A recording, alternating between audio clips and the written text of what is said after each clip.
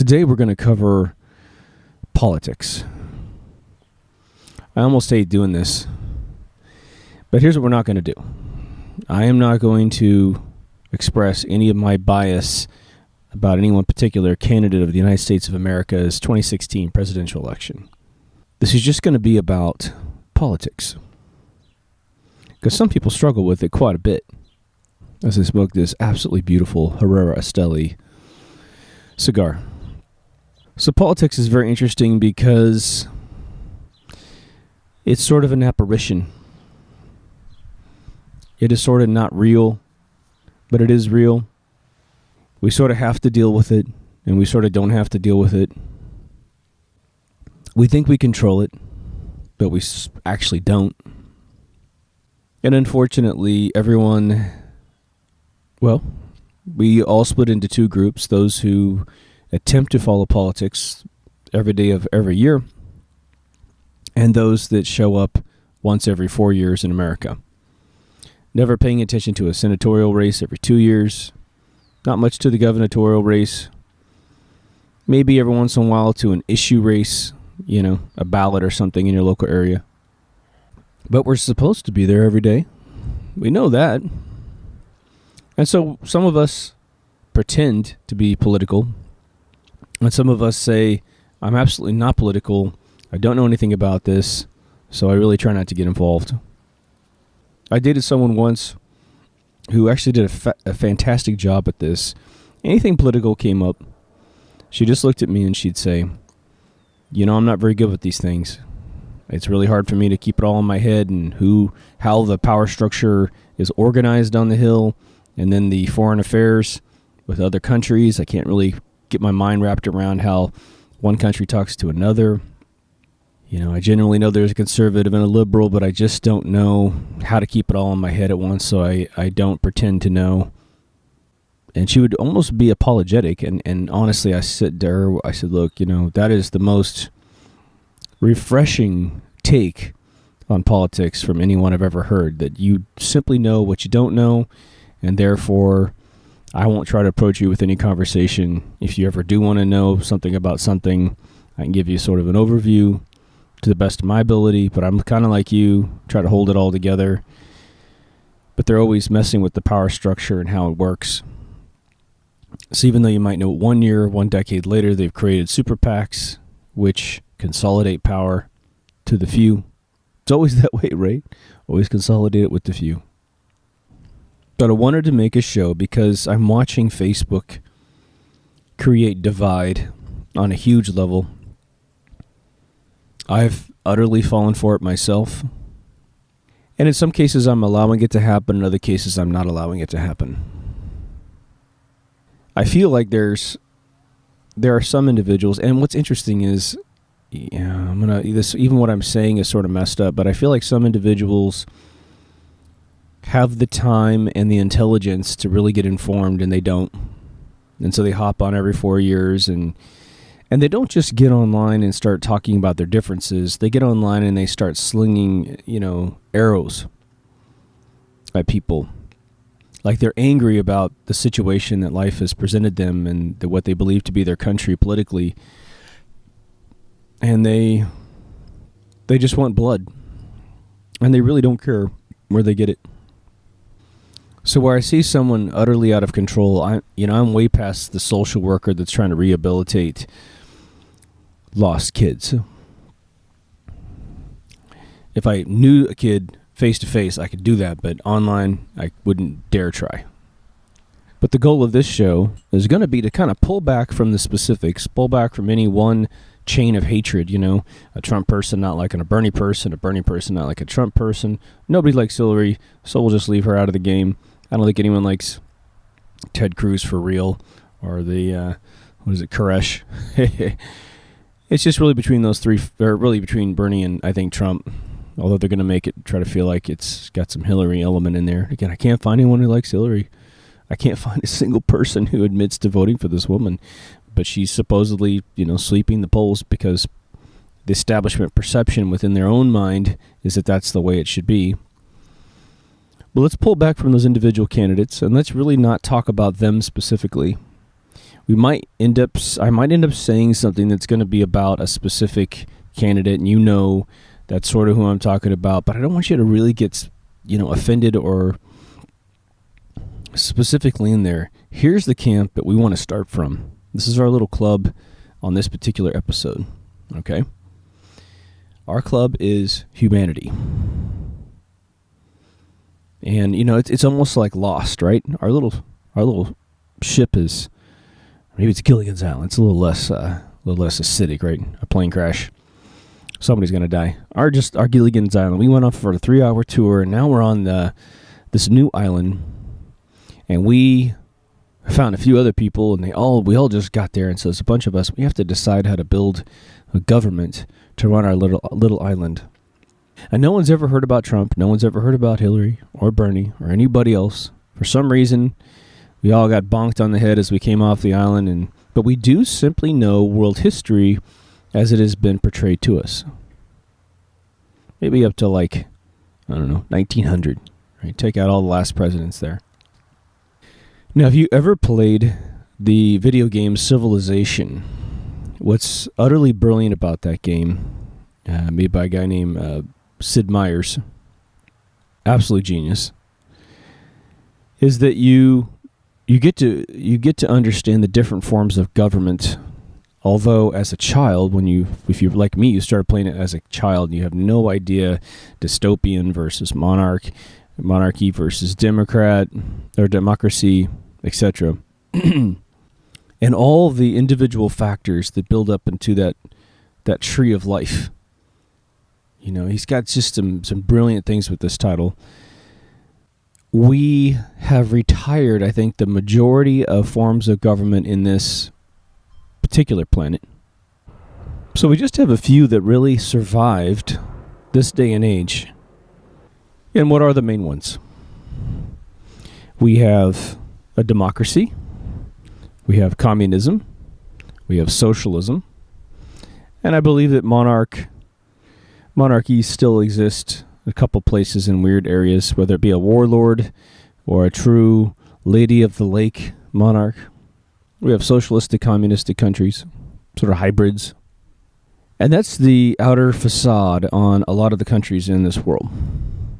Now, the next layer down are individuals that have spent their whole life studying this, and they'll tell us that we don't have true democracy, that we're not truly free, that most of this is just a show, and I think we can agree with them. We have the best of all of the combinations if your country is designated as a democracy. But in the end, we do have individuals that control our countries. So we're like a Marxist communistic push. We do have a lot of the socialism.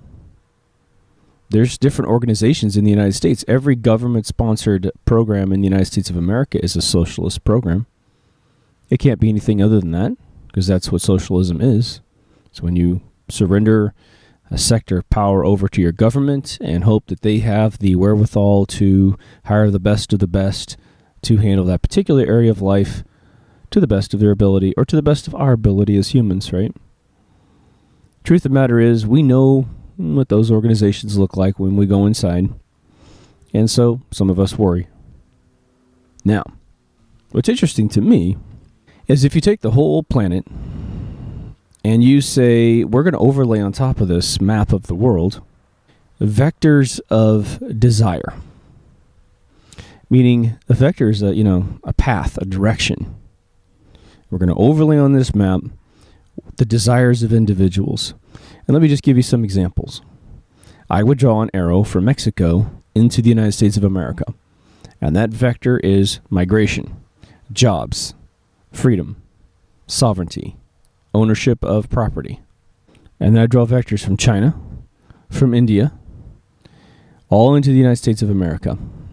Maybe we go over to Europe, the EU, and we draw vectors from the Middle East into Europe, since there seems to be a tremendous amount of migration there. But now think about it. There's a teeny tiny arrow coming from Canada to the United States, and perhaps the length of the arrow and the width of the arrow designates, in this cool Edward Tufte way, it designates the strength of the vector, how many per capita of people want to actually engage in this particular vector. And of course, it would have to be maps that are overlaid with the same objective, which is this migration vector map has all the arrows and essentially shows where people want to go. There'll be a little bit of North Korea down into South Korea. There'll a little bit of North Korea into China, because people want to get the hell out of that place.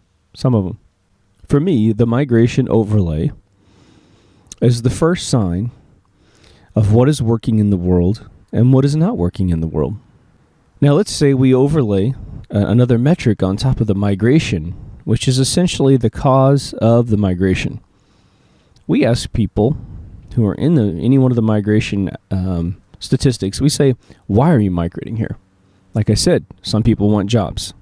What's interesting about Mexican workers, as I understand it from a friend of mine who dates people there, he has a girlfriend there he's had for over a year and a half. He's learned a lot about Mexico. He's been going down there for decades. He said, look, everybody in Mexico makes about $400 a month, about $50 a week, no matter what you do. He said, you really have to try hard to get over that kind of money. And I don't know if that's true, but the average citizen, I guess, does make about $400 a month. And all the rent and all the costs of living are absolutely proportional to $400 a month. You're expected to huddle together and live together in homes. And so you divide up all the bills, you divide up rent, you divide up food. Nobody has a lot of excess, but no one really has any needs either. I think that's interesting. But you come to America and you work at an Arby's, little fast food place, and you could immediately make more than $400 a month. And you could actually live in Mexico, cross the border, work, and come back home, bring all your money back here from the United States and make a heck of a lot more and increase your style of living. A lot of people do that. The number one migration reason I've heard in my lifetime is private health care, not government health care. Like I said, my friends who are very wealthy Canadians, the doctors, the surgeons, they still would come to America to get health care. And I asked him why. I said, is it cheaper? What's the deal? Why are you coming south over the border to get health care? And my friend goes, it's because your doctors are better. And I said, well, why are our doctors better? He said, because you have private health care. I said, I don't get it. He said, well, you guys can charge as much money as you want for the skill set that you have. And that creates the best doctors in the world. He says, if you don't, if you get government health care, what's going to happen is there's eventually the paycheck for that doctor is going to fix, and no one's going to want to be a doctor because no one can make over a fixed amount of money, just like Mexico. It's still a lot of money, but it's not going to be anywhere near the competitive, demand of the market if you become a specialist. My jaw dropped, right? A couple other examples of where healthcare has been proven when it's a free healthcare, free market healthcare, and not a government healthcare. Again, I told you guys the story about John Cleese. John Cleese, one of the head comedians of the famous Monty Python out of the BBC, Britain. He's the tallest one. I was in a class with him in LA here. I got a chance to meet him. Really funny story. And the teacher, Robert McKee, is really good friends with John, which is why he was in the class in the first place. But McKee, before Obamacare passed, McKee warned everyone in the room. He goes, look, you guys don't want this. And I'll tell you why. He goes, they're using the UK as an example of great health care, which I believe has been privatized again, or is trying to privatize again. Good for them. But he says, I lived over there for 10 years with John. John lived there his whole life. Now, John's a knighted guy, right? So we're talking about a very privileged individual, and he's also extremely intelligent. He teaches at Cornell, Stanford. I mean, he's a genius. And he said John's second wife nearly died due to waiting in line in the UK. And eventually he just picked her up, took her to Los Angeles, got her taken care of. It was a non-fatal thing that could be fatal. And if you waited too long, I guess she could die from it. I have no idea what that is, but she got taken care of. When he saw that America had this ability to live free and prosper, he grabbed his whole gig and moved to Santa Barbara. So John Cleese, a knighted comedian from England, now lives in Santa Barbara and has for years. And he moved here because of healthcare. Okay, let's go one step further just to drive home this point. The king of Saudi Arabia, when he was dying, I'm not sure what of, but he flew from Saudi Arabia. This is one of the most wealthy men on planet Earth. He's worth trillions of dollars. All right, he's way over your faux, Forbes 1000 Bill Gates. He flies here to Los Angeles and goes to UCLA to get his health care. He could go anywhere in the world. If there was a UFO, hovering over some Elysium healthcare up there, he would have gone there because he would have access to it. But he came to Los Angeles, California to get his healthcare. All right, now most of us have seen this healthcare thing start. Everyone's premiums tripled or quadrupled. Your premiums at least quadrupled. No one is paying less. All the healthcare that you get is less. I've seen it at the state level. I've seen it at the private sector level. It's not good. Okay. So we didn't really win that one. No, it's a big campaign thing to say where everyone wants to get rid of it, Now, the reason why I'm mentioning this stuff is that we're on our little Gillian's Island, and we got to make our place pretty cool. So we're all kind of huddling around. It's a beautiful day. Maybe it's just like today. It's about 72, 73. We got some salty air coming off our ocean. And we're all just, we all really are amicable. There's no wild card in here. And so we're just trying to do the best for our kids and for each other. And so we're just sort of talking over what we've seen in the world. And I'm telling my little story here. I'm hopefully going to be able to represent some other angles, right? Now, the flip side of privatized healthcare, you have the government healthcare idea, the socialistic healthcare idea. And most of us would sit around the island, and I'm pretty sure we would agree very, very quickly that healthcare for everyone on the island is going to be just something we all deal with.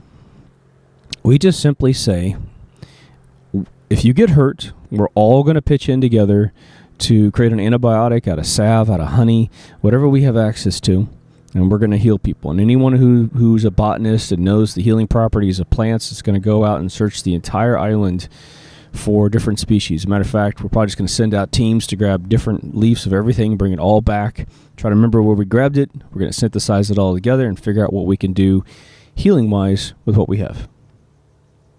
And no one's going to question whether or not healthcare is handed out. That's probably what we're going to do on our little island, because we can, because we're stronger in numbers. But now here's the difference. Here's the difference of us doing that on the island. At least first-generation survivors of this incredible catastrophe that we're all stuck on this island together. We are the people. And everything that's being done in our little meeting is pretty much equal because we're all trying to help each other. Now, there's definitely going to be some lazy people, and there's going to be some workers. I'd probably tell the story of the commune, which I've told a million times, making sure everybody understands you got to pull your weight. Otherwise, you got to go live on your own, which means you're really going to pull your weight. But now let's put that on hold for just a second, because we're going to tie this thing together at the end. We have our different forms of government. And if you look at world history, what's really interesting about world history, well, what we think we know about world history, right? Because we know it's been revised here and there, is that the one that is most famously discussed is a democracy. Because it's based on a freedom. Well, it's based on representation, right? So you take the individuals who live in a particular region, you designate it a democracy, and they have the ability to vote and decide how their world's run. And, if one group altogether thinks they want to paint their bodies red, they can vote that every human being in their area needs to be painted red with clay. And hey, they agree on that, and they can do that. The next group says, hey, I want to be naked the whole time. All right. They vote on that, and they're good. And then there's this thing where, this is before corruption, there's this thing where you have a population that starts getting bigger, bigger, and bigger. And it starts to become difficult to stop everyone every time there's a vote and say, well, what do you think about this? What do you think about that? And this is really a problem of the past, not a problem of the present, because we have the internet. Now, I'm going to loop back. Hopefully I can remember to loop back on the internet thing, the technology and da-da-da.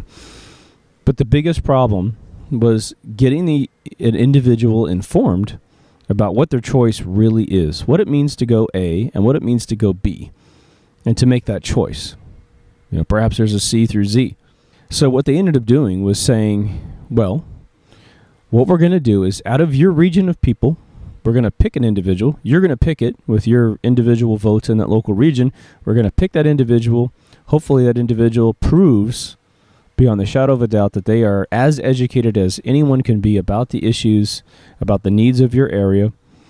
They're going to be elected. And they're either going to be a senator or a House representative. There might be a governor. There might be a mayor. But they're going to represent your local area and what the people want from that local area. This is before corruption. And that way, all you have to do is talk to your one rep, and your region is going to be taken care of. Now let's take our island, and let's say it's a pretty big island. It's like Maui, Kauai. It's the big island. That means you can live up on a hill, on a mountain. You could live on the coast. You could live in a lagoon. Maybe one lagoon has a lot of fish, and another lagoon has nothing, but has a good current. So maybe in the current one, we wash our clothes, and the other one we fish. And so those different areas are going to have different responsibilities, geographically speaking, and so the representation is going to have to reflect the different regions of our land. So again, when that individual who's been selected goes to the central consciousness of our island and starts representing their constituents, they say, hey, we could probably fish a heck of a lot more. But you know what? We're backing up on dirty clothing because fishing is a dirty business. So if we could do a swap where we bring certain amount of fish in, and we hand it over to the cleaning lagoon, and if they could just take our clothes and we get a nice rotation going where we bring fish, they bring clean clothes, then we're going to have a great ecosystem and trade between the two regions. Everyone shakes hands. Of course, we're all for each other. And we stamp that in the ground and move on. Now, what's interesting is, somehow, in this particular country, they came up with a two-party system.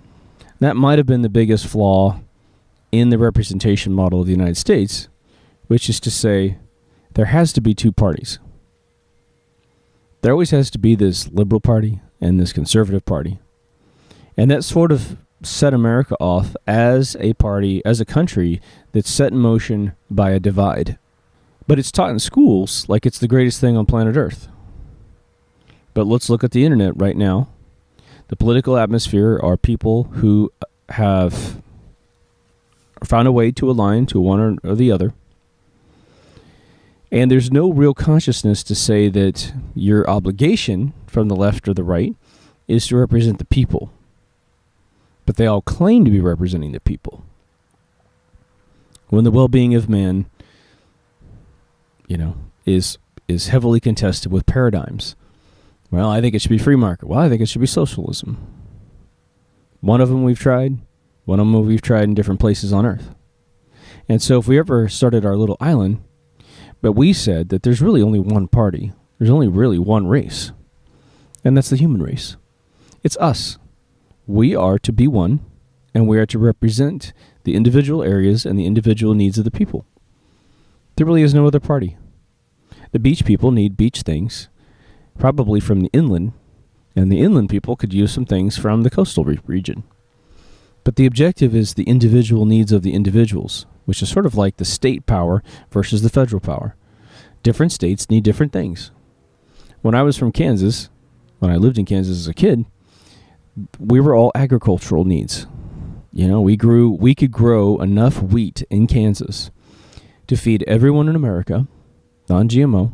They're trying to tell us the GMO is something that we need because we can't make enough food. Like I said, when I grew up as a kid, they used to tell us that nearly 50% of all the wheat we grew in Kansas was sold to foreign countries because we didn't need to grow it in the first place. But the farmers have to keep their crops healthy and they keep the machine going because if they don't, one, they can't make money, but two, they might lose the soil richness. We might get another dust bowl, There's a rhythm to growing food and rotating crops and things. And yes, the population has greatly surged since I was a kid, but it didn't surge in America. America is so fine with its agricultural output. Here in Southern California, where I am sitting right now, used to be an orange grove. That's why it's called Orange County, because it used to have oranges everywhere.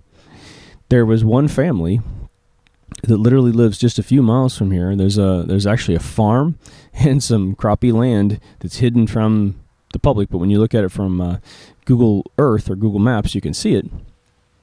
They owned all this acreage, hundreds of thousands of acres in this area, and the house that I'm living in right now was purchased from that family. The land lot was purchased from that family. I don't believe it's a lease, but there's also plots of land here in Orange County and Long Beach County that are leased. They have 100-year leases like Hong Kong, and some of the leases are actually about to come up. And so some folks are being tricked into buying condominiums on the coast, and they're going to have to actually renegotiate their land rights in the next couple of years here. And some of the realtors are being very honest with the purchasers. I had a buddy of mine nearly buy a condo in Seal Beach, and she said, just so you know, this is about 5 years left on this land lease before this 100-year lease comes up, and I'm not even sure what's going to happen. But you will not own your land. You're just going to be leasing it. Bar property taxes and everything else. It's very interesting. Now, let's pull back on our little island here, and let's talk about a democracy versus maybe a communistic country. Now, there's all kinds of different forms of democracy. There's different forms of communism. Usually what happens when the argument comes up or the discussion comes up about how to run a large group of people, the big concern is typically presented to say, if we grow in number and the regional demands become very different from each other, the problem here is that we might get a confrontational situation going where, let's just say that if we total up all the square footage of our square acreage of our island, there's slightly more beach than there is interior areas. And because of some of the interior areas on our island aren't going to be inhabitable, because it's cliff faces and that kind of stuff, well, we might have a disproportional demand where beach things are going to take precedence over land things, especially if there's a resource shortage. Perhaps eating fish isn't keeping us completely nourished, and we're going to have to eat some of the fruits on the inside. Like, everyone's going to need fruit on the inside, but the outer coastal region has more people, and so the inner regions have problems providing enough for everybody. So at that point, some people would say, well, this democracy thing may not be the most efficient way to run our little island. Maybe the majority of the individuals that landed on this Gilligan's Island don't have political knowledge at all. But they're trusting, and they say, look, we don't really understand how to run a group of people, but we're willing to trust you. They look at you, and they say, what we'd really kind of rather do is to wake up every morning knowing that very smart people are taking care of this. And we're going to have our representatives in the area. But maybe each region doesn't have an educated representative. And so we have to take a person from the inland area that understands it, where there's a lot more people that understand how to run a government. We pull them off to the region and say, you're going to have to represent this fish lagoon because they just don't have anyone who understands. But man, do they understand fishing. You're like, man, that's cool. I can live down there in the lagoon with Ginger. But what will probably shock you is the history of Russia is actually very interesting. Russia is known for the Tsar. C-Z-A-R.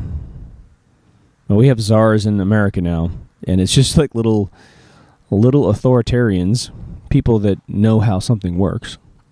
But czars can also be the guys and girls that run the show.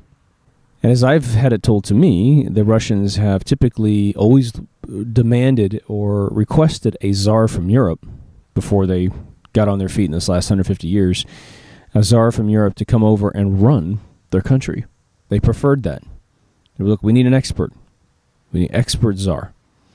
And sometimes they could be like a royal bloodline. Sometimes they could be just an individual who's loyal to them. And what happens is you wake up and you have this sense of comfort that someone who's an expert is taking care of business. And they're by way of proxy, they're sacrificing their life to run the show. And their objective every day they wake up is the objective of the people. There are some interesting things that come with that. And one of them is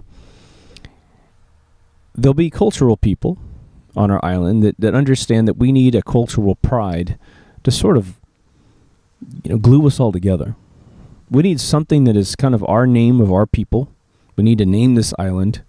We should probably create a little badge of honor that essentially says, this is who we are. We're going to figure out who can make food with what's on the island. And that's going to be our cultural dishes. And we're going to try to perfect them over the next 100 years to make sure they taste as delicious as possible, that they're balanced with the ecosystem of what we can actually harvest out of the ocean, what we can grow off the land. And so this cultural explosion will occur.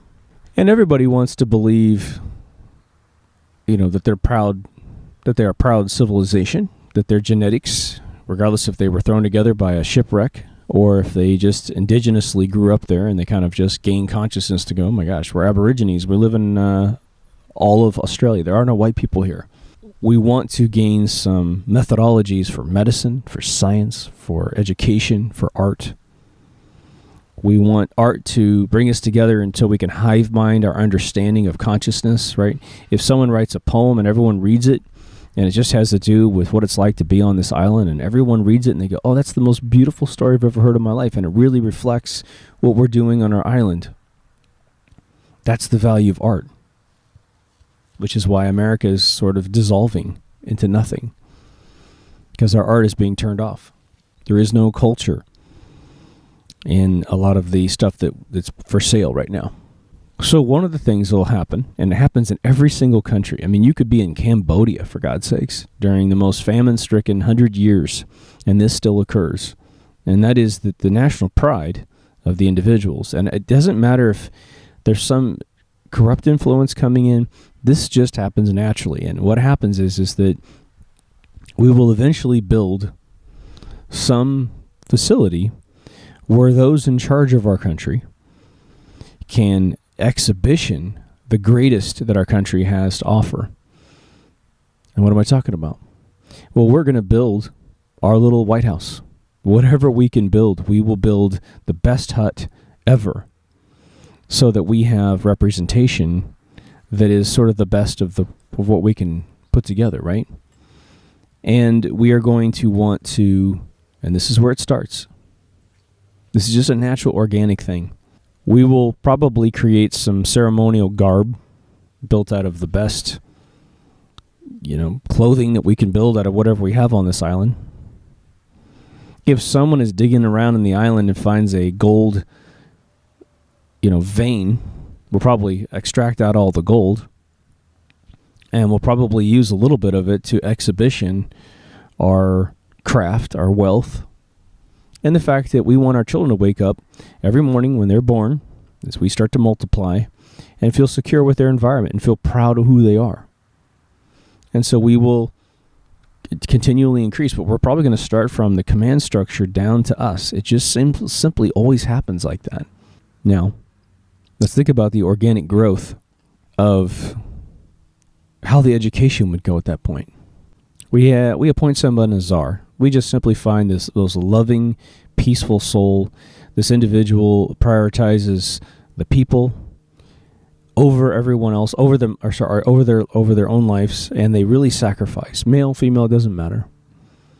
They just are a wise soul. Maybe they had this kind of job on the outside, or maybe they just studied it, and they just know how to make a good government. And let's say we live for 100 years on this island, and we just age it up.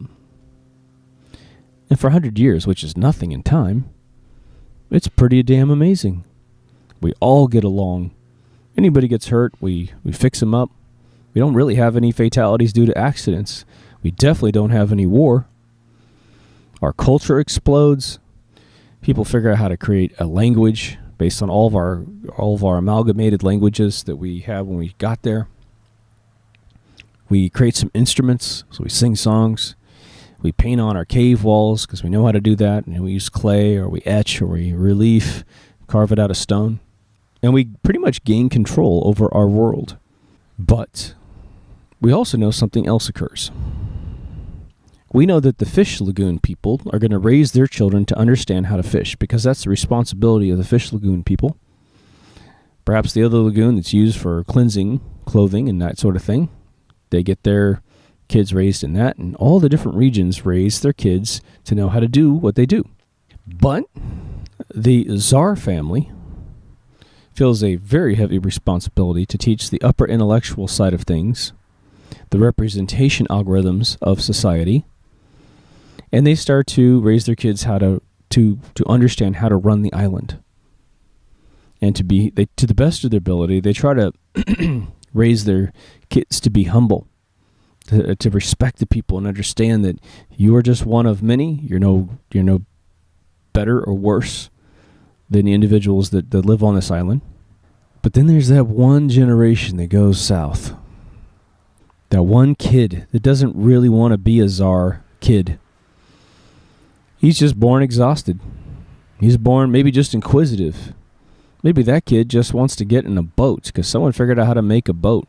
He's like, I'm pretty sure there's other islands. Maybe we can even see an island far, far away. And he's just curious. But he doesn't want to take over the reins.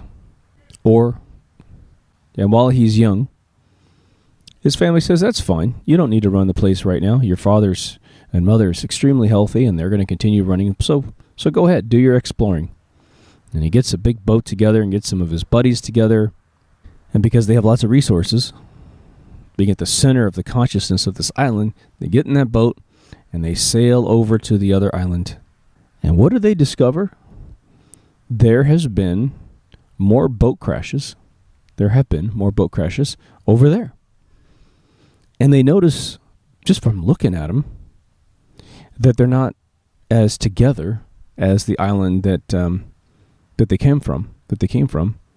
But man, do they have resources. They look in the water and the fish are different and plentiful. There's fruits and flowers and all kinds of great things. There's more inhabitable land. Maybe even the island is not so high, so it looks smaller from a distance. But man, it goes forever. It's just plush land. You're thinking, this kid's thinking, geez, we could bring our seeds over here and start growing immediately. We could really solve our problem. And hell, the boat ride wasn't that much. If we built bigger boats, it would be a big deal to have a little trade route between these two islands. And so he docks his boat with his buddies. He's sort of freaked out. Tries to find a leader over there. But maybe they're more primitive over there for some reason. Maybe there's one indigenous creature over there that's a little more formidable. And so they had to make more weapons to hunt, to eat. Maybe they didn't have meat, and the original island doesn't. But they don't like this kid there because they fear him. And there's a little skirmish. And the kid's like, oh my God, there's all this plentiful stuff over here, but it's run by a very small group of people. I'm sure we could convince them to be our friends. And if not, we could just maybe take it from them. And he sails back over to the main island, shares the whole thing with his family. He says, we're growing in leaps and bounds, and probably in the next couple generations, we might be running short on food. And for whatever reason, the way that island's designed, the fish are plentiful over there. There's massive amounts of land untapped. They don't even grow culture. They don't have any agricultural movement over there. They're pretty primitive. We could probably bring them our way. And they would like what we have. They could put down their weapons. We could work together. Or maybe the kid just gets greedy. Just says, well, we're definitely going to take this island. And for the very first time in the history of our peaceful island, we have someone who sees something that they want.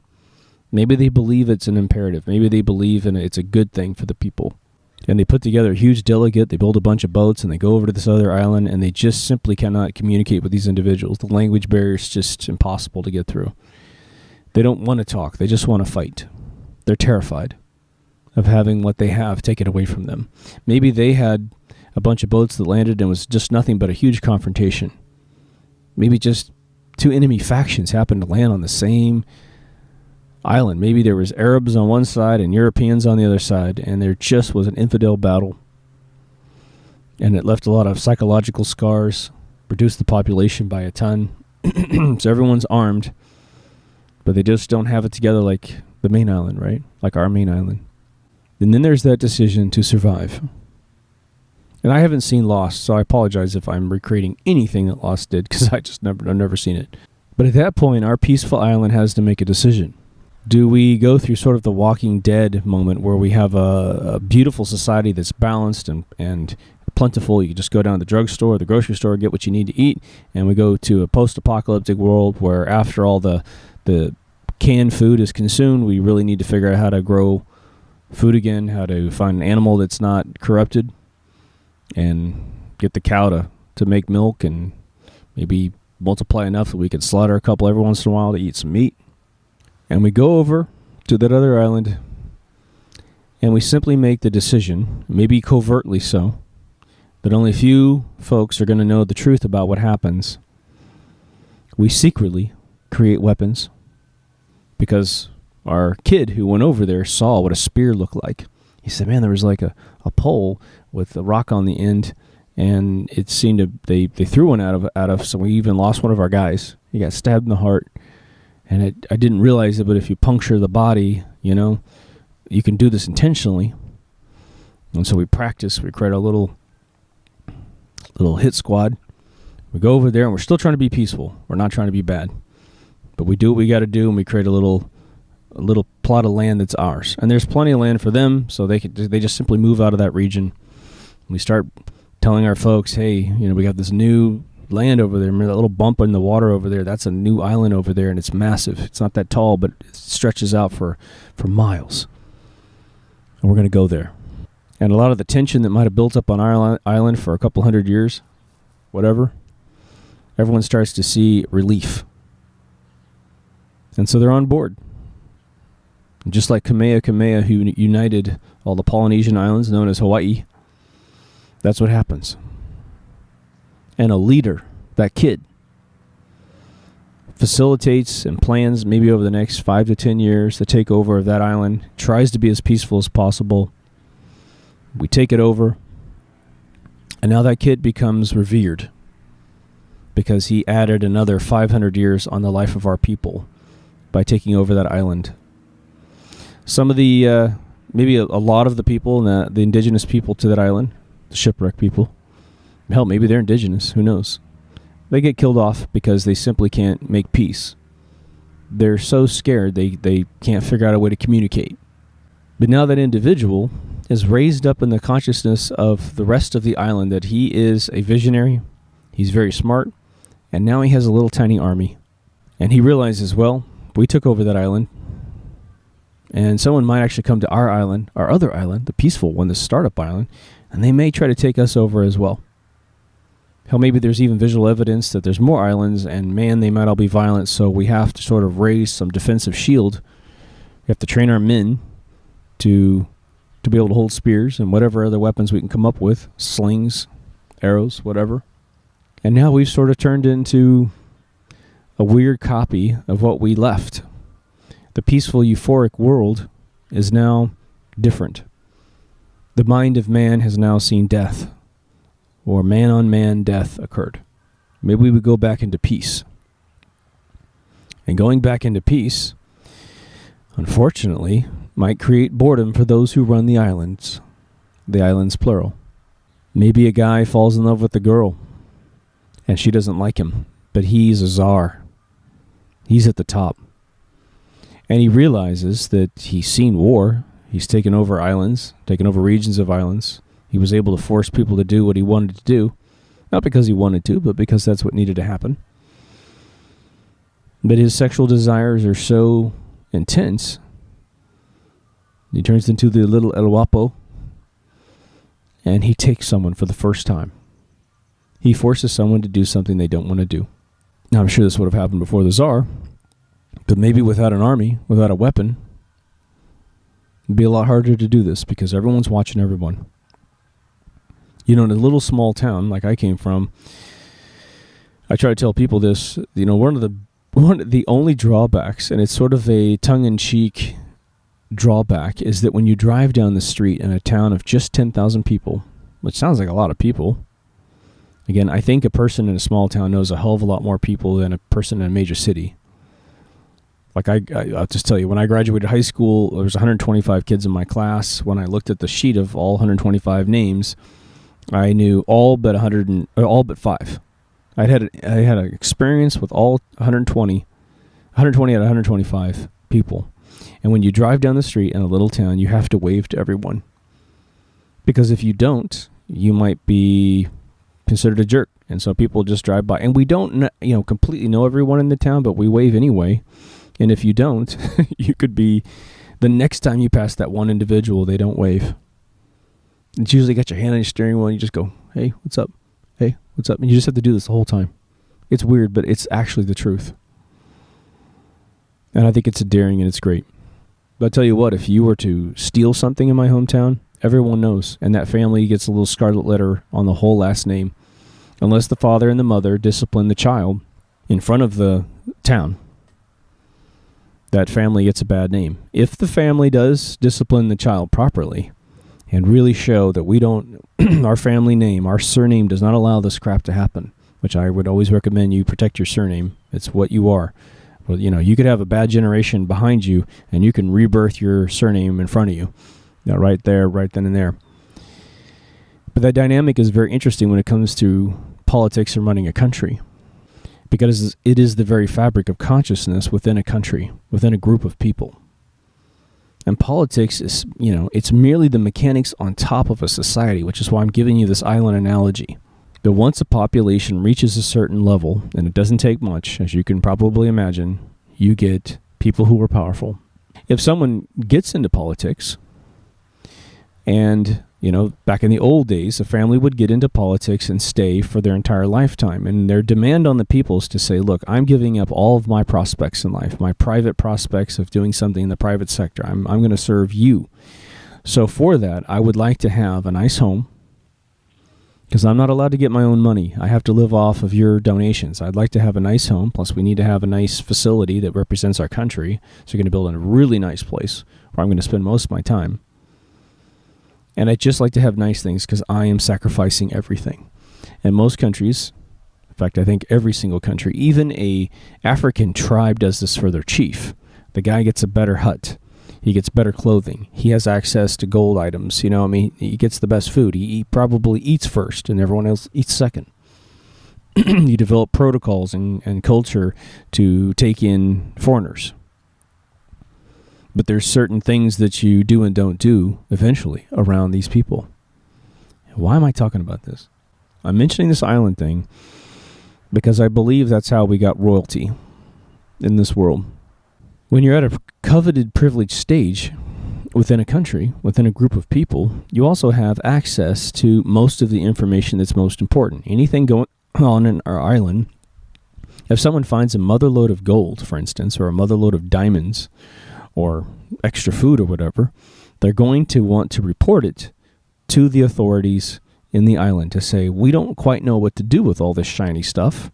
What do we do with this shiny stuff? And the Tsar simply says, well, this could cause a lot of strife between our people because the shiny stuff is actually pretty alluring. Again, I don't know why human beings like shiny stuff, but man, do we ever like shiny things. And I'm no exception. It's weird. I try not to own much of it, but it's still alluring to see a metal that's just phenomenal, right? So they'll say, well, we don't want any haves and have-nots situation to occur. It's because we don't want any strife in our country, on our area of land. So why don't we get it all out of the land so it doesn't become this renegade substance that starts going around the people and start creating strife. And once you dig it all up quietly, bring it to me, and I'll hold it. Perhaps we'll use it to build thrones, or we'll use it to build a nice room. And it'll just be sort of this, again, revered way of showing off our ingenuity and our resources. We don't have a real use for it other than to gloat, put something on our bodies. So you start amassing all this stuff at the central area. And you do it happens with good intent to simply keep it out of the have and have-nots area. Maybe it's pressed into gold, coins that are used as currency. And it becomes this valuable thing that we use, and it has demand because everybody wants some. I forgot to mention that in the movie, I think it's 1951, Day the Earth Stood Still, the alien actually transactions money with with diamonds. He actually has a point, I think he was sitting on a bench or something, and he needs some money for something. He goes, well, will this work? He's got like 3 and 4 carat diamonds in his hand, So this is how I believe that monarchy slowly created itself. And I have dealt with families in my youth, in my late teens, early 20s, that were the tenacious royal families of Europe. One family that I knew. Now, they no longer were in any position to do that, but they were upper class money. They lived in luxury, but they did not exhibition it as to be noticed because they're smart. I went to this house. I've mentioned this before in an episode a long time ago. I have no idea where I talked about this, but they had a manor house that was on their land in England, disassembled, picked up, moved to the United States, and reassembled. In that house, I believe they had an art collection and a book collection. I think it was $360 million worth of stuff. Now, it wasn't that much stuff. It was just so unbelievably priceless and valuable and old that they had it. I became very good friends with one of the family members, one of the sons. Then I met the father, and he and I just hit it off great. And I just would make routine trips up there. When he would visit his parents, I'd go up and visit him, and I'd meet the father. And the mother wasn't the biological mother of the family. She had passed away, and another woman was the mother at that point, and she was this award-winning, Pulitzer Prize-winning photographer. Super intellectual family, very, very kind, and they had hired me. I was just their friend, but they actually, one of those weird projects that I never really described was that they hired me to do their family crest over again, sort of a modern version of the family crest. They wanted some rings, and they wanted to be able to create some artwork and reimagine things. And so what they did in order to get me to understand the significance of their family crest was to essentially present to me the history of their family starting around 1200 AD. And it was packed because it was two families that came together. The original mother, who was no longer alive, I think I said this before, but the mother's family financed the World Trade Centers, if that can give you some perspective. And I don't think it was a large investment for them. I don't know if, I was told that. I can't prove it to you at all. But their family had been involved with a tremendous amount of wars in Europe. And they were all heirs to these amazing individuals that would have been the command structure of our island. And because greed eventually overwhelms individuals, not all individuals, but a small clique of individuals, you have the greed fighting the greed. And, on our island analogy, if we ran it forward enough years, and I don't know how many years it would be, of course, it's all fictitious, but you would probably get some individuals that believe that they should have as much as the visible monarchs of our island. And let's just say our leaders remained peaceful, and they remained humble, and they remained for the people. But someone without an education doesn't understand that, or they simply want more access. They want to sit in the throne of gold. They want to dress in the best garbs. They want to say hello to the new arrivals that might be visiting from another island, because we probably have to set up a command structure on the other island as well. And what if the differences between the needs of those islands weren't completely understood? And as you live in the new island, let's say, just give you an example. And I know this is all crazy, but hopefully it's just a fun story for you. Let's just say that the monarchs of the original island are scared of water. They're scared because maybe a boat sank or something, have nightmares. Maybe there's flash, monsoons that really wreak havoc on traveling between the two. And they just simply don't like to go to the other islands. So they become incredibly ill-informed about what the second island needs. And as the demands or the requests come over from the second island, they can't quite grasp it. They can't understand it. They can't greenlight things. And so there becomes a strife between one island and the next. And so the monarch doesn't want to travel, so they send squads over to enforce a way. Obviously, we've all seen how Rome did its thing, and that's exactly what they did. Believe me, I understand I'm missing tons of world history in terms of taxation. It's funny because taxation, there's this funny, thing going around the web right now, which is taxation or theft. Taxation is theft memes, which I think is a neat thing going around, because we do need to understand that that's what our forefathers thought it was as well. When you make an entity like a corporation, that can pay taxes because it's not an individual. Individuals get paid their wages, and our Constitution says the wages are our property. And someone recently got the head of the IRS once again to admit in court, I think in the Senate, that income tax is a voluntary thing. And until we have a flat tax, it's going to be illegal for the United States of America to sick the IRS on us and take our taxes. But we do it because they're a formidable organization that has sort of illegal rights to come in and steal your stuff and do whatever they want to do with you. And that power gives a person with limited knowledge a tremendous amount of power to take what they want, to even just feel important.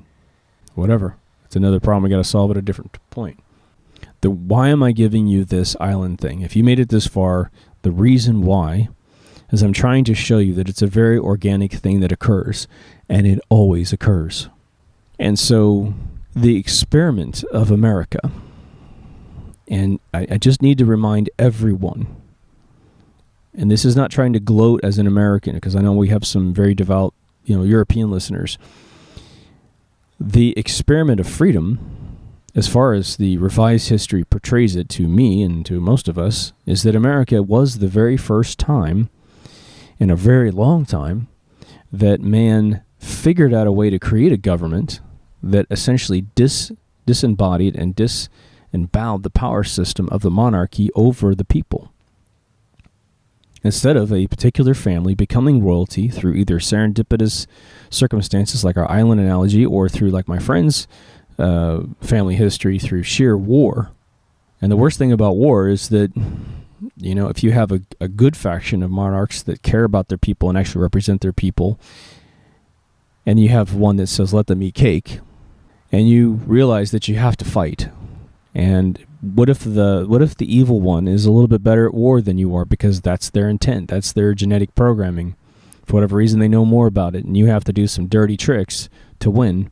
Now you have sin on you that is essentially the dirty tricks for the greater good. And it starts to corrupt. And who knows what happens to these children that are raised in this from birth? Who knows? I don't know. I don't know anyone who's royalty, really,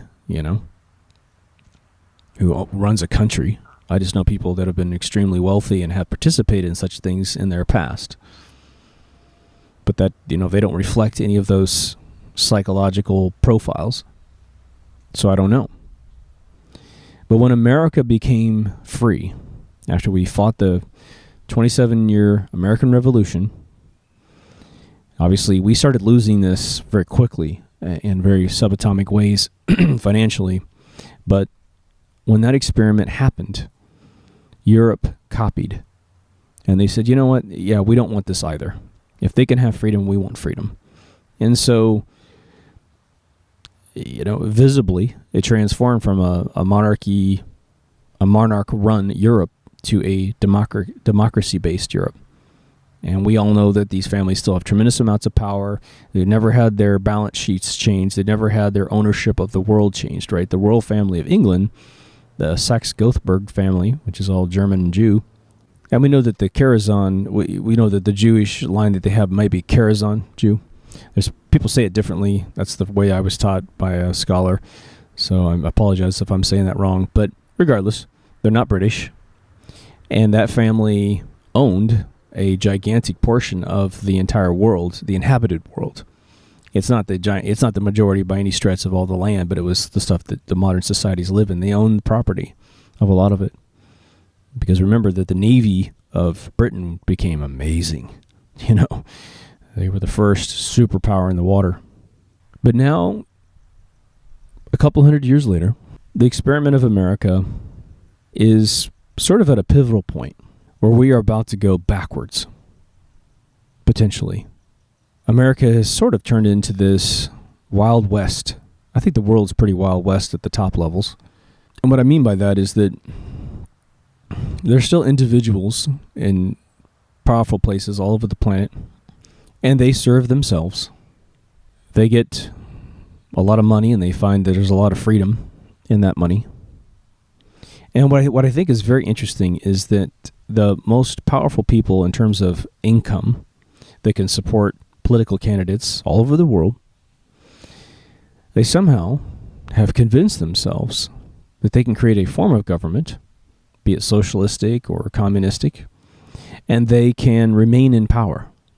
And I think what's interesting is that China has proven to probably the rest of the world, scientifically speaking, that you cannot do enough deals in a communistic, socialistic country, either one or both, and remain in power. Because in China, they war at the top like Dodge City. It is unbelievable. And I can't even understand how they would want to continue such a thing, where one family gets in power for a decade or decade and a half, and then the newcomers shake hands and do deals behind scenes, and they get people accused of things. They get into power, and they eventually push out those who are in power. And they'll either be under house arrest, or they're accused of something, potentially even real crimes, and they're hauled off and executed in front of everyone. And everyone's happy that the bad person got it, and they believe that the next guy is going to be a good person. And of course, 10 or 15 years later, we find out that person's no different than the other person, and they repeat the cycle over and over and over. In America, we essentially have individuals that sell out to corporations and do things for themselves. They use their power to sell favors.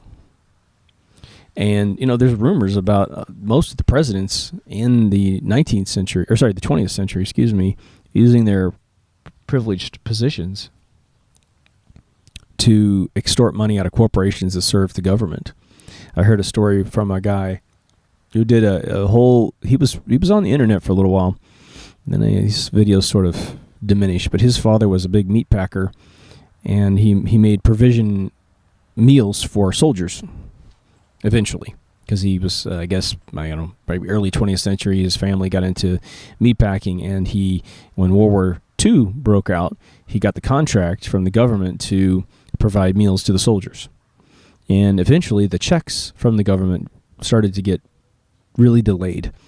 And the war was over, and there was a huge backlog of payments. I don't remember. It was in the millions of dollars. And I think it was Truman who was accused of this. And again, this is just hearsay from this guy who's the son of the meat packer. He said that his father went in to try and get the check from the President of the United States. He actually had that sort of access to the president. And he said he walked in the room, and he said, I'm just trying to get paid for what we provided. And that Truman brought out a personal checkbook account to himself. And he pulled out some sort of deposit slip, and he goes, "You're going to put tens of thousands of dollars in my personal account." I think the estimate was around $80,000. I think it was that little money. But he says, "You put this in my bank account, and I'll see that you get your check from the government." And that's an example of what I'm talking about. Nobody knows if that's true. But we know that recently politicians have done that. In fact, there's someone running for president who has been heavily accused of that. So now let's loop back. Let's loop back to our island analogy, and let's superimpose Facebook on top of that island. Now, as I described, most people on that island are not going to want to get involved with the politics of running the island. They're not going to, the people who catch fish are not going to want to deal with the politics of the people who clean clothing, and so on and so forth with all the other factions in the island. Those who do agriculture, maybe those who build huts for a living, who knows. And so now you put on top of them a social media structure whereby they have access to a lot of opinions from people all over the island, but through sheer mathematics, they simply don't know what the other groups really do, and they don't really know what the other groups need. But the other groups are like, well, like maybe the fishing people go, wow, if I had a lot more wood, I could create a lot more fishing gear, and we could catch a lot more fish and make a lot more gold coins, whatever. Maybe it just makes our life easier, as the fishing people would say. And people who do something else want certain resources for themselves, but there's a limited amount of resources for everyone. And so there becomes a struggle. And of course, the person stuck at the top is trying to make the best decision for everyone. Can't please anyone. Can't please everyone, of course. And the minute we desire more than we actually need for the sheer comfort of ourselves is the point we create an imbalance and a strife. Now, what if the fishing people think that catching fish is a lot harder than catching a plant in the ground? And they go see agriculture. They go and see the agricultural area during a harvest. And all they see happening is a bunch of beautiful plants growing out of the ground that are all edible, and these people just cutting it down and harvesting it, and they're just like, oh my God, that is so easy. You don't know what it's like to create nets every morning and throw them out there and then try to stab fish with sticks and stuff to feed you fish, to make sure you have protein in your system, at least a little bit. And they get angry irrationally because they don't know about turning the soil, tilling the soil, planting, de-weeding, all that stuff. That's actually a year-round thing. And it's actually just as equally as hard as creating the fish baskets, right? And then there's this weird have and have-nots thing that comes out of nowhere, which is actually baseless. And so instead of having sympathy for both sides and just simply understanding that it's just as hard to do one thing as another thing, there starts to become this imbalance and this betrayal feeling. And that frequency, as I mentioned in my law of attraction, starts to create a weird strife. And with the social media apparatus on top, you start getting a bunch of comments in this new internet we've created out of bamboo and sticks and wire. People start being offensive to each other. They start marginalizing the tasks and the investment of other people. And maybe it is strictly the fish people who start this. They just simply can't understand agriculture at all. And maybe your agricultural people never even thought about catching fish, but they go, man, all you're doing is you got this living being you just trap inside the lagoon and walk through and harvest these fish. You do it every morning. They're completely ready to eat the second you catch them. And we have to make things ready to eat. We have to grow them. We have to wait for the sun to do its thing. And by the way, if it doesn't rain on our island, we completely fail to provide anything. But your fish are always there. The fish seem infinite in the ocean. And I think that's what's going on in the world right now. And that's before we even get to the theories of how a particular way of running a country might work. Right now there's a big divide in America.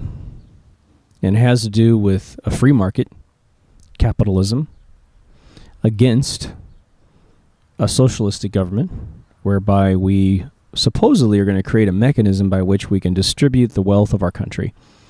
The resources, the wealth, and I don't mean wealth as in money, but wealth as in resources. Now in our world, it's all about money that enables the resources to exist. Now we have a catch with both those forms of government. And I'm not really worried about the communistic side of things. The communistic side of things is simply an overlay on top of capitalism, or it's actually an overlay on top of socialism in that case. A democracy is an overlay on top of capitalism, right? Typically how it's viewed. So don't really worry about the word democracy and worry about the word communism, because the fundamental system underneath is really what they're talking about. You know, man has to have a purpose to live. We do. A man really does need to get up in the morning and have something that they need to do before the day is over. But man is a biological being with a certain finite amount of energy formed from calories. Our thoughts, our bodies, you know, for those who are in construction, you know what it's like to get really tired.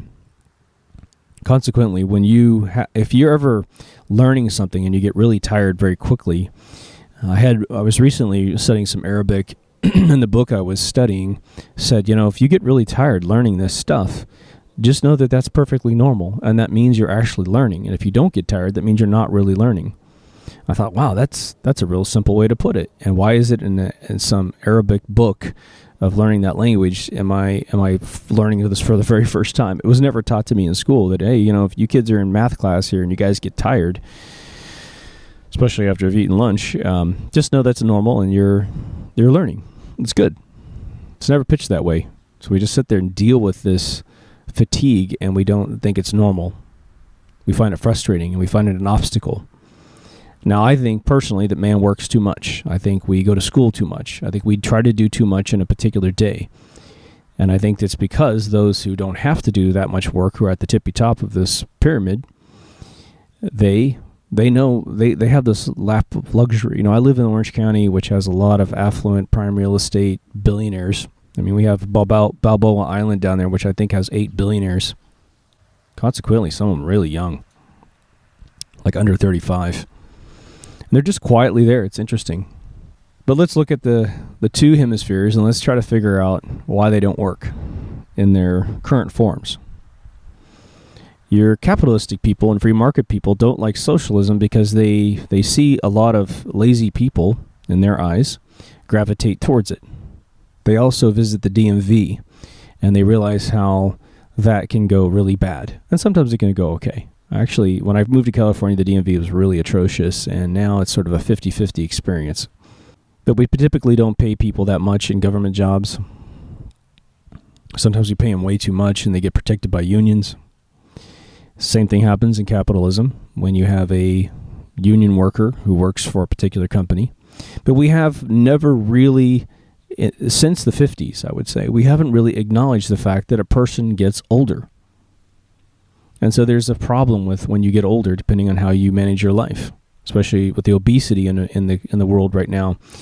A human body manufactures calories from food, and depending on if you're fit, you get to use more of those calories to actually accomplish something. And if you're overweight, you lose all of your energy very quickly because you're just trying to move the mass of your body around. I had gained between 30 and 44, let's just say, I gained 20 pounds. I should be about $165 at my current height and proportion with the way my genetics are formed. But I was weighing 185. I've got pictures and movies of myself that I made that I just cringe. I see this giant fat head of mine, and I just couldn't believe that I didn't notice it. I was 1 pound a year, and I just didn't notice. I just kept it on forever. In the last probably 4 years, I put on an extra 10.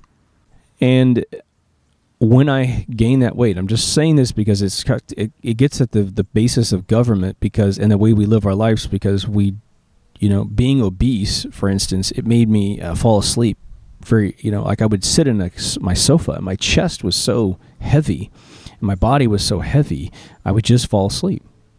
Or I would be tired. I just couldn't do anything. And I've got a family member of mine that's gained, 60 pounds. He should probably be about 180, 190, and he probably weighs 260. And we're all going to carry 5 to 10 pounds more here and there, but he will fall asleep in a car, just driving down the street. He'll fall asleep for a minute and then wake up and then say something and then fall asleep. It's just really weird because he's really heavy.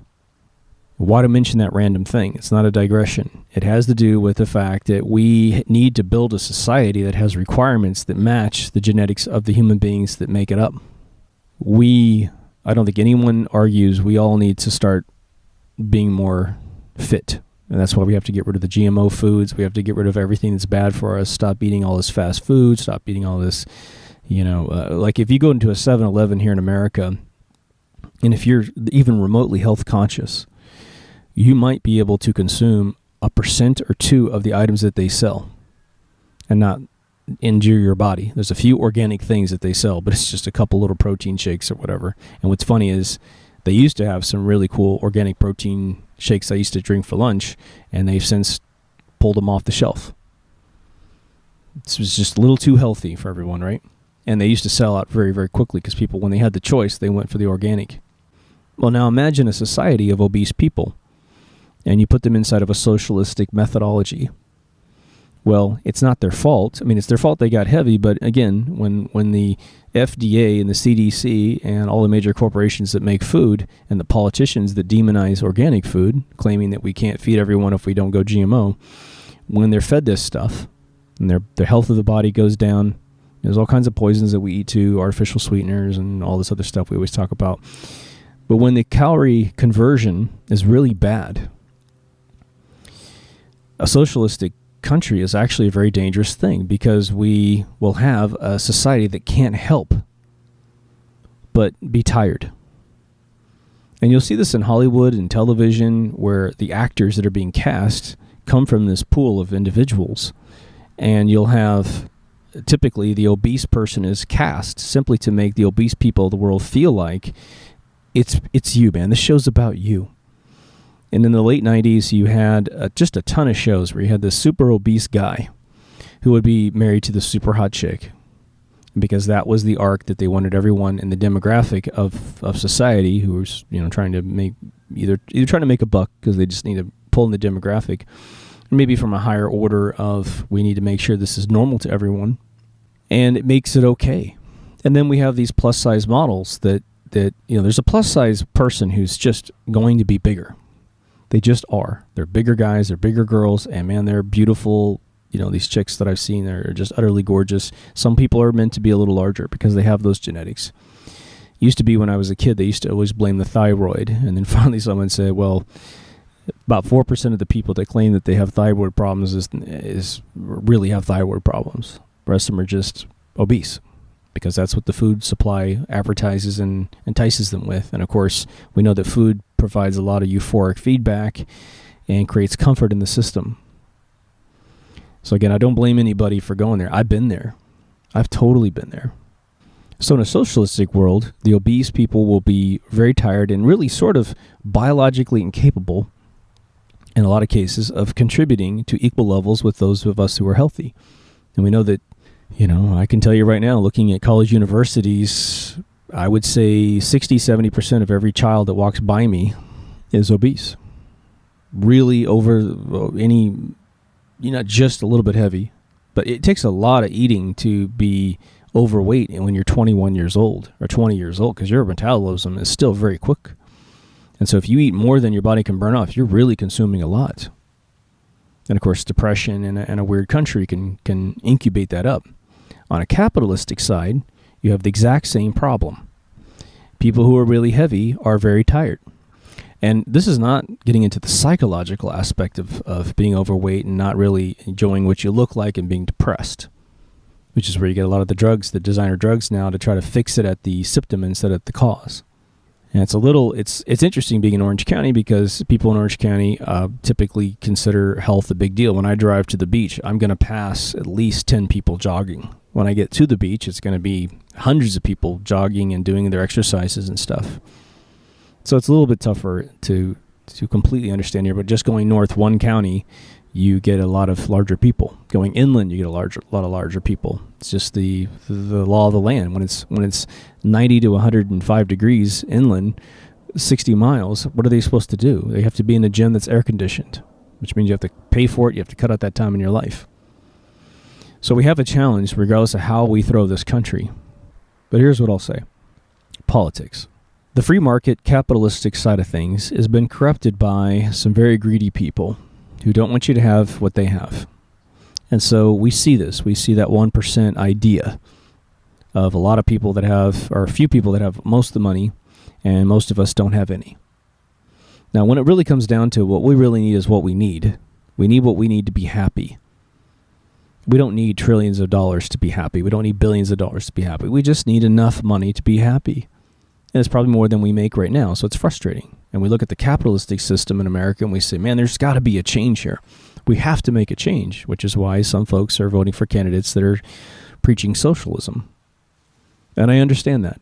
On the socialistic side, we haven't really done it in America, but we have groups in America that run under sort of a socialistic mechanism, which is where you get these government-run programs.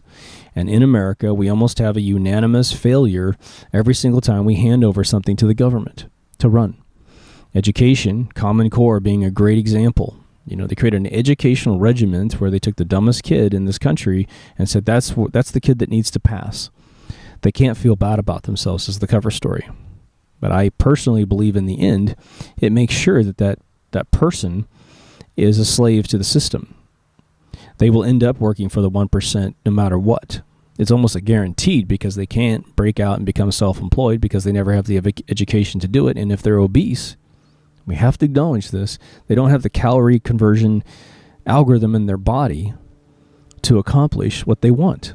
So for me, personally, I really gravitate to anyone that's going to fix the economy and is going to fix the education system.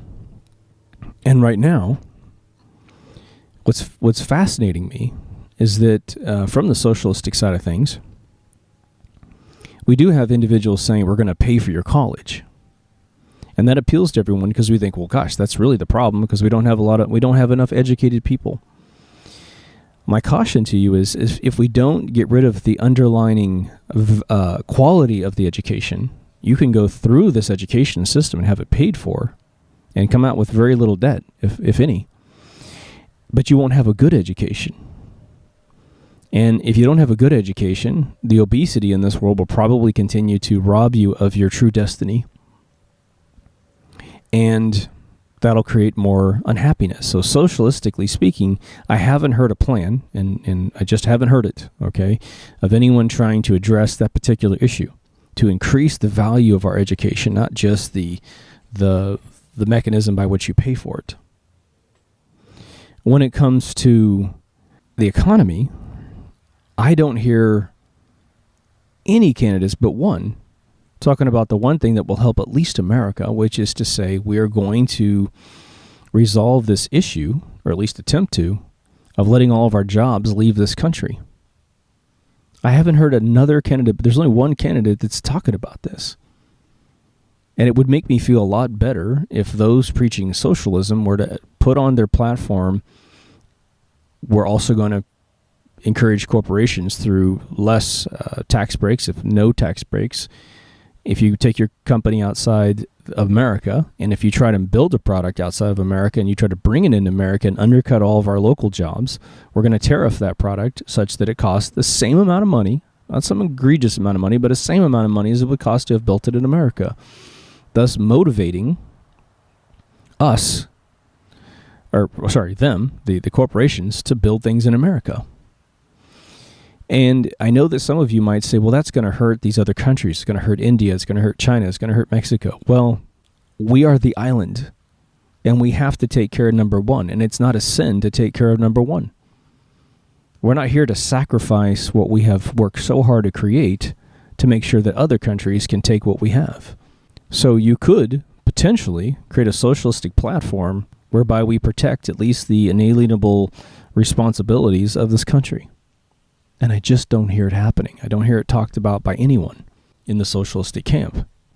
So I think that free market capitalism has been rightfully demonized because we have folks that are billionaires and trillionaires that have, being the corporations, that have no priority for our island and our people. And I think that socialism has not been able to build a sophisticated enough pitch, at least. Maybe it's in the intent, but it's just, again, I think it's a patch on the end of a failed capitalistic system. We've allowed all the jobs to go outside this country. Okay, so you graduate from college, and what are you going to do? There's only a limited amount of jobs in this country, right?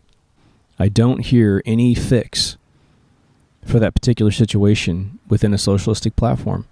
And then we have candidates running that want to keep the corrupted capitalistic thing going exactly the way it is. They're tied to bankers. They're married to bankers. Their kids married to bankers. They have long history of again, sort of farming out their political privilege for money to benefit these individuals. Their entire campaigns are financed by these corrupt capitalistic individuals. To have one guy pay for his entire campaign, I think, is massive. And so that's how I see it.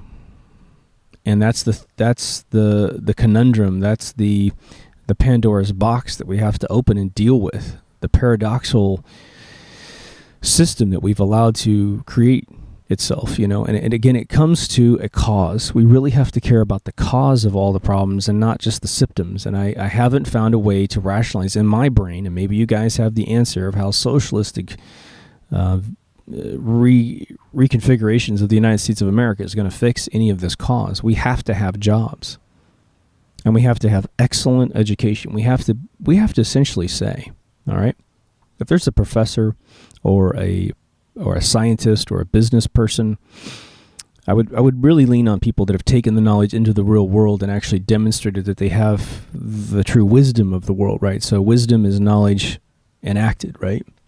I want those people, the best and the brightest, male, female, I don't care, young and old, I don't care. Again, like I said, I think there's 8 billionaires in Balboa Island, and I think the majority of them are under 40 years old. So they got something right. So it's individuals like that and maybe some other unsung heroes across our country that need to come out and reconstruct our educational system such that if we do create a socialistic program that pays for education, that it's worth something when you're done. I said it a long time ago on a different show that I've actually benefited from sort of a socialistic subsidizing of my education when I came to California. When I met Kyle, my co-host on the other show, it was 1989. We were at the Ventura Junior College. I lived in Camarillo.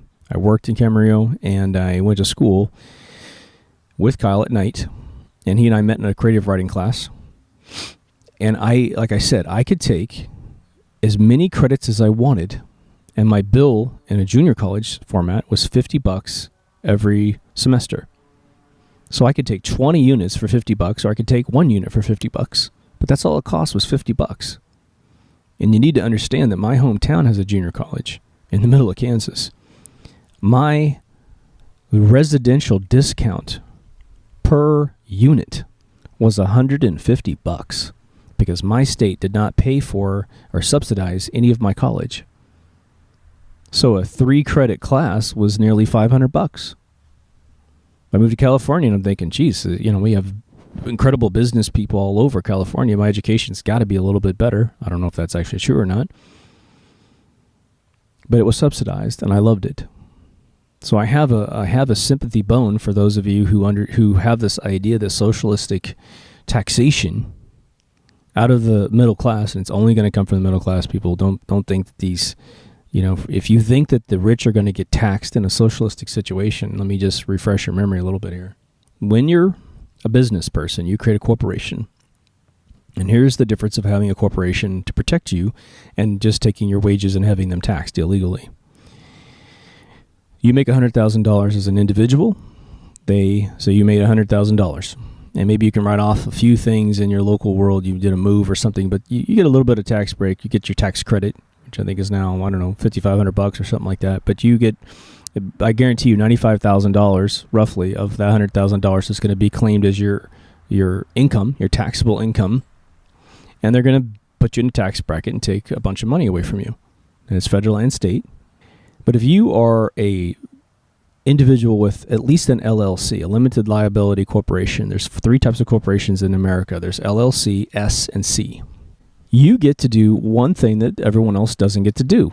And that is if you can gear what you do for a living to fit inside your corporation and have your employer pay the corporation EIN number, which there's nothing illegal about telling them to pay your EIN versus your Social Security number. If they deny you that, then they're denying you your rights. What ends up happening is you get to take all of your expenses out of your earnable income first before you get to say, this is what I made. So you make $100,000, but you're an internet engineer, let's just say. So you get all of your computers you purchased in the last 12 months pulled out of that taxable income. So you get maybe like $5,000 right there. All of your internet services to your house, you get pulled out. You might be able to take the square footage of your office, take it out. You take the mileage off your car, take it out. Any of the meals that you had to satiate your clients, usually in the evening hours, you get 50% of that. On and on and on down the line. Well, if you do your math correctly, you'd probably be able to pull out 30 to 40% of that income towards your expenses. And then what's left is what your taxable income is. And so now your tax bracket goes way down from $95,000 to say $60,000 to $50,000. If it's, 40 to 50% reduction. Well, now you've got the luxury of $100,000 worth of income, but you only pay taxes on what's left after expenses. And that's what a corporation does for you. And that's why big giant corporations never pay taxes on the majority of their money. For instance, Apple, which is just one corporation out of many, will make billions and billions of dollars in gross profits, or gross income, Then they remove the hundreds of millions of dollars, which usually total up to billions, that particular quarter, which they pay quarterly taxes, and they say, we didn't make but $40 million in profit, because they have rotating R&D, research and development going on. They pay their employees, they pay their health care, all this stuff. And so they don't pay much on what they make.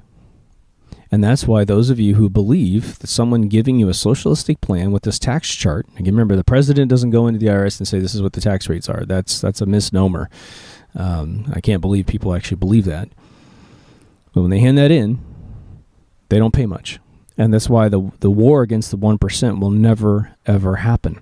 If your candidate is financed by a single corporation or a single rich person, I guarantee you they've done the due diligence to make sure that that person is powerless to change their profit margins.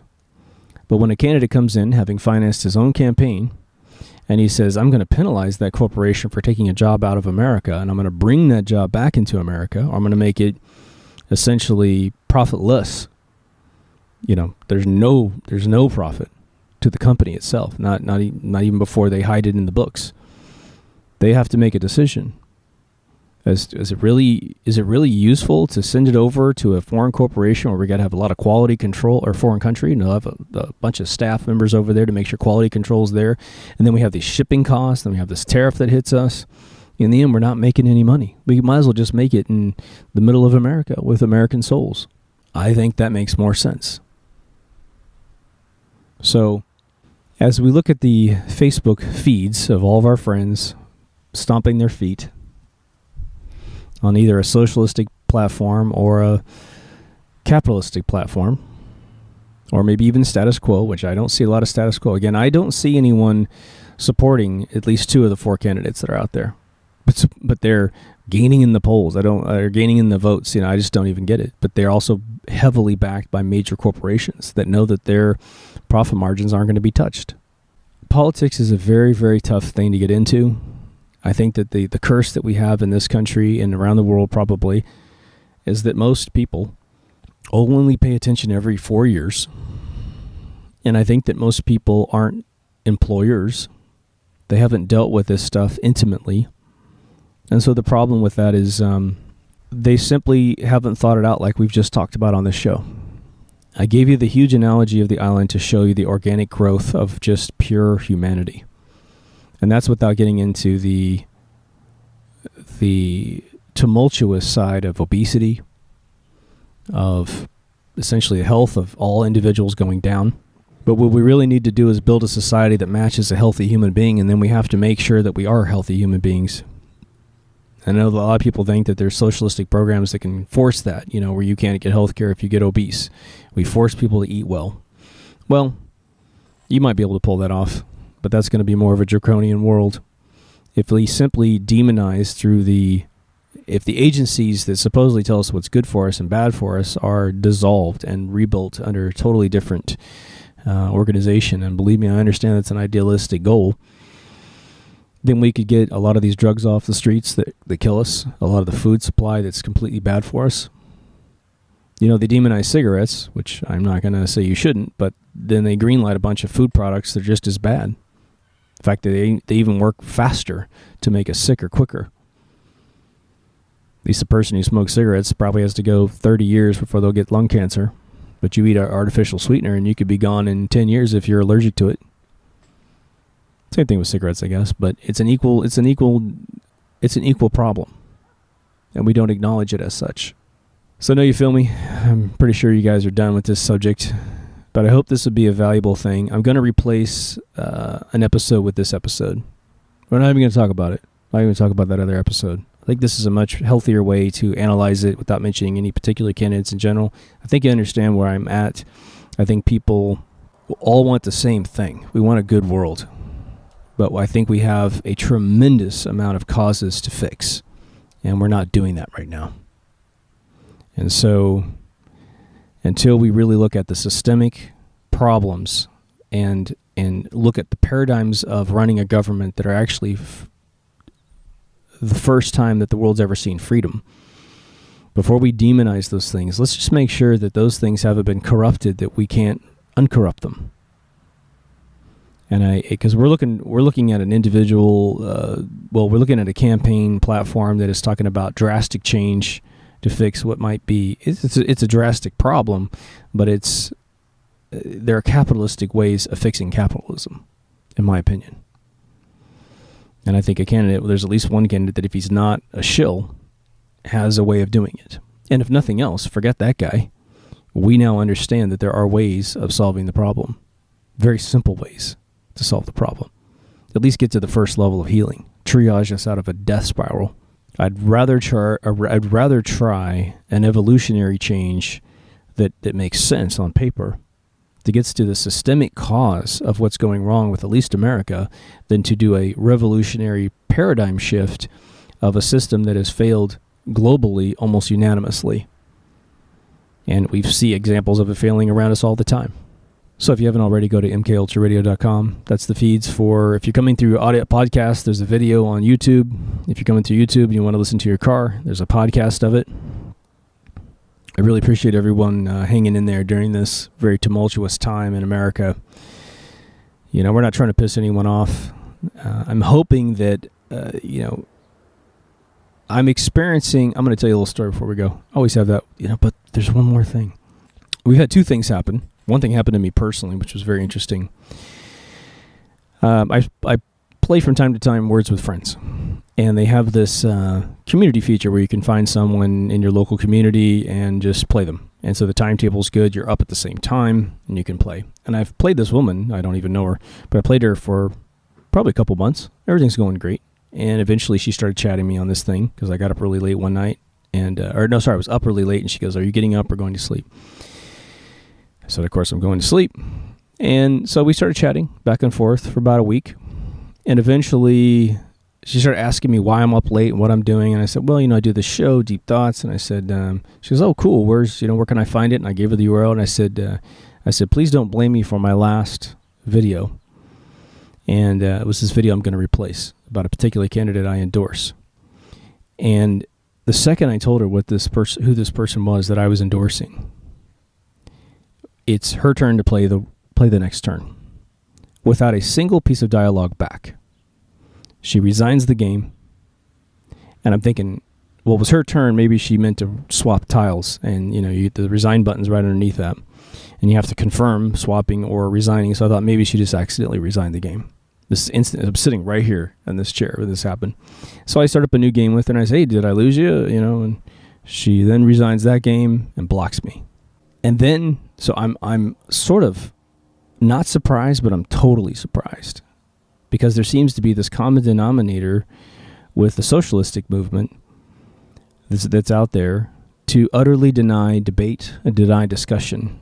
You just eject these people out of your life if you're from the Socialistic Party. And then we had an individual come on the Facebook page about a week later, just happened about 3 days ago, and he said, "Oh, you're supporting this guy. No wonder. That explains a lot. Unsubscribe." Immediately leaves the conversation, doesn't debate anything, doesn't contribute, doesn't ask to clarify, well, do you really support this, really support that? Just walks away from the conversation. Now, that's scary. And I know that a lot of you have experienced this. The idea that we have one faction that is sort of trying to repair capitalism and trying to repair the dream of America and keep us going where we had everything correct, kind of return us back to where the 1950s were, where society and corporations understood that people got tired.